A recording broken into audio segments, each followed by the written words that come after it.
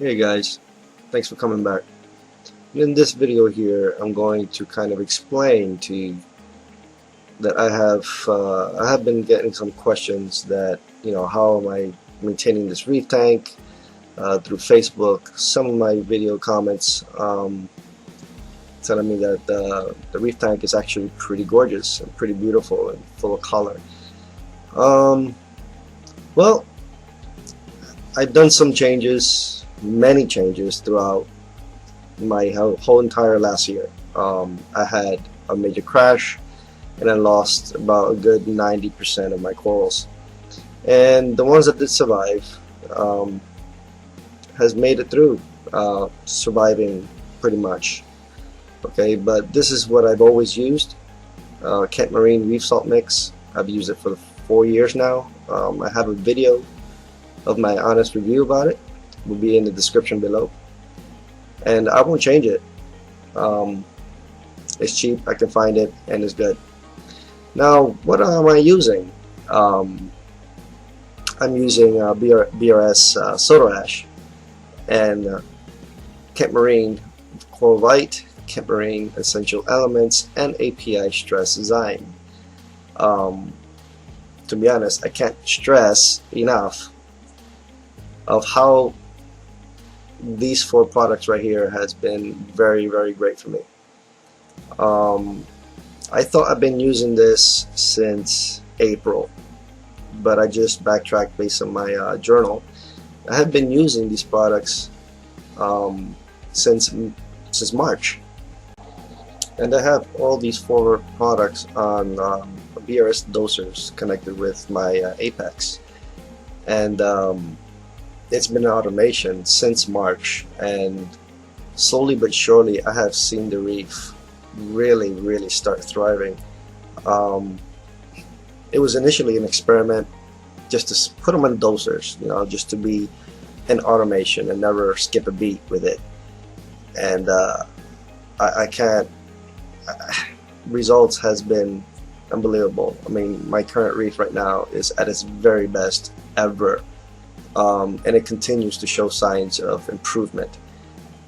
Now, what I did was I actually took off the skimmer. Yes, guys, I took off the skimmer since March. I thought I was going to be crazy for doing it, but I have noticed that the Kent Marine and Coral Vite, the tint of its liquid, which is like a bluish color, would appear in a collection cup. And I said, nah, let me take it off, because I'm actually really skimming them off, just like what Kent Marine says. So it's been without a skimmer since March, guys. No skimmer whatsoever. So as you can see, these sweeper tentacles, I cannot stress enough that to recommend them to be in a sand only. If you put these corals in any rock structure, it will grow, and then those sweeper tentacles will kill anything it can reach. Fortunately, I have a cube which is 20 by 20 by 20, and I have no room to put it in sand substrate or anything like that. It's just I don't have the real estate, I don't have the space. But it keeps growing and growing. Now, what triggers these sweeper tentacles to come out? Initially, it didn't happen, but within the next couple of weeks, I started to notice that the sweeper tentacles during the day, while the light is on, will come out. And I realized that it was soon after the essential elements and Coral Vite was dosed in. Not only that, the war coral got affected by this, but also the Galaxia coral, my ACAN.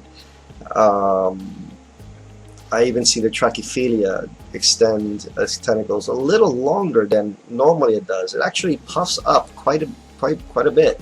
If you see my last video, you actually will see my Trachyphilia very swollen. And as you can see in this angle, this is the front side of the tank. It almost reaches to the frog spawn, and I have lost a torch due to this coral. I have lost a colony of zoas. I have lost actually my Candelactis anemone moved out of its way due to the fence, and it actually caught a spot on my tomato clown. So yes, war corals are bad. This coral right here, I don't know what it is. If anybody can identify it, I got it actually from a raffle from Raffle New York last year, and as soon as I started dosing these elements, that coral has really puffed up nicely. My zoas has colored up greatly, and it has nothing to do with the change of lights. They actually have improved. This is the Galaxia coral, and as you can see, as slowly I zoom out, there's sweeper tentacles as well. And like I said, it's usually after I dose the coral Vite or essential elements, and also with the stress zyme. So it could be either one of the three, or it could be the conjunction of just one or two. Something is happening that is causing them to stimulate. But I don't see any negative effect at all. I don't have any algae problems. My nitrates, I can't read it. I can't read it for the past 2 months now. I get nothing. I know many people say it's not good to keep it at 0, but I need to find a test that can read something. I just can't, and I believe that this is due to the stress zyme. This is a green pavona, which is actually starting to crust very well. It was stunted for quite a few months. I would have to say from December to February, it just did nothing.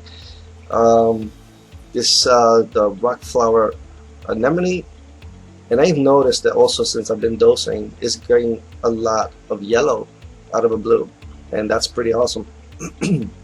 So as you can see, this is the side view of the tank, and look at that hairy mess, guys. It just gets worse and worse. I mean, I should have actually recorded when it was at its full hairy mess. Like I said, something is triggering them to be stimulated. This is by no food, nothing whatsoever, just simply the dose. This is my squirrel coral, and the polyps are actually not out. And the reason why I wanted to record this is so that you can see how thick the skin actually has started to grow. Major improvement in that compared to last year per se. It looked very thin, dull. Now it's got this vibrant color. I can even see it within the 10K lighting. But it's grown to be a very thick skin, and I believe that's an improvement within the coral itself. It's very nice. Like I said, right now the polyps are all closed up. It does that from time to time. Most of the time the polyps are all up, but I just wanted to take the chance to show you how thick the skin is. This is the front right corner, front low right corner, and as you can see, everything is happy. The center candy cane there, the teal candy cane, I actually lost that candy cane, made the majority of it during the crash, and it started to grow very funny looking. It looks like a scrambled egg, but it's alive and thriving, I guess. I mean, the texture is there. It just doesn't look like a candy cane. As you can see, this is the front lower left corner of the reef. The yellow polyps are extending, like they look like grass, they look like weeds. They really are plumping like never before. The trachyphelia is starting to swell up. It was actually nice and flat a little while ago. This is the top left corner with the devil's hand. Another squirrel coral, my Duncans. Far to the left towards the glass, more yellow polyps. Then a golden Leptastria, Leptoceras. And to be honest, if you have seen some of my past videos, I literally almost lost this coral as well. I mean, it was down to maybe 5–10%. I really was ready to toss it. This is the top right corner from the front view, and as you can see, it's still a big hairy mess from the war coral. But there's a lot of coloration, a lot of stimulation, and even the anemone I have noticed that even the tips, for some reason, it's starting to kind of inflate. I can't say it's bubble because it's not a bubble tip anemone, but it actually looks like it inflates a little bit at the tip. This is the green Samokora. I love its texture. Before, it never looked this plump. Even its polyps would never extend or move like this. It was very short grassed looking. Now it's looking beautiful. I love this piece right here. The tint of green is awesome. I love it. I would recommend this coil to anybody. This leather here is literally exploded, but these coils are known for that. I have it on its own rock. It doesn't touch anything else to ensure that it stays within that rock. But it looks beautiful. I like the movement of it. It doesn't take much flow, to be honest, to make them look pretty. So be careful with the flow, because I noticed they don't like too much flow. This is an Akan Lord. This is actually Billy Pipe's Akan Lord that I bought from him last wrap New York 2018, and it only had 3 or 4 heads, if I remember correctly, and now it's extended to its base. It's actually making a base within the plug, and it's just sitting in the substrate. It's not on a rock, but it's actually, I don't know, I think it's got like maybe 30 heads or so.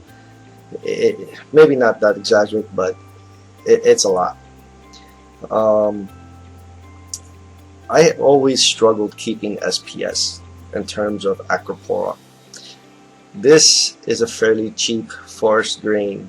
Acropora is my last one surviving, and to be honest, ever since I've been doing this dosing schedule with the core Vite and essential elements, it's grown a lot. It actually has 2 sticks now. Before it was just 1, so it is growing, and I can definitely see benefit to it. So then, guys, this is my secret. It's not really a secret. These products has been out forever, but putting it in automation, guys, it really does produce results. My dosing is based on my calcium needs, since both of them have calcium. So if I'm low on calcium, I bump up a little bit more on the dosage. Other than that, the alkalinity is taken care of by BRS Soda Ash and the Stress Zyme. No water changes whatsoever neither. Thanks, guys. Appreciate it. Please come and visit me again for my next video. Take care. Peace.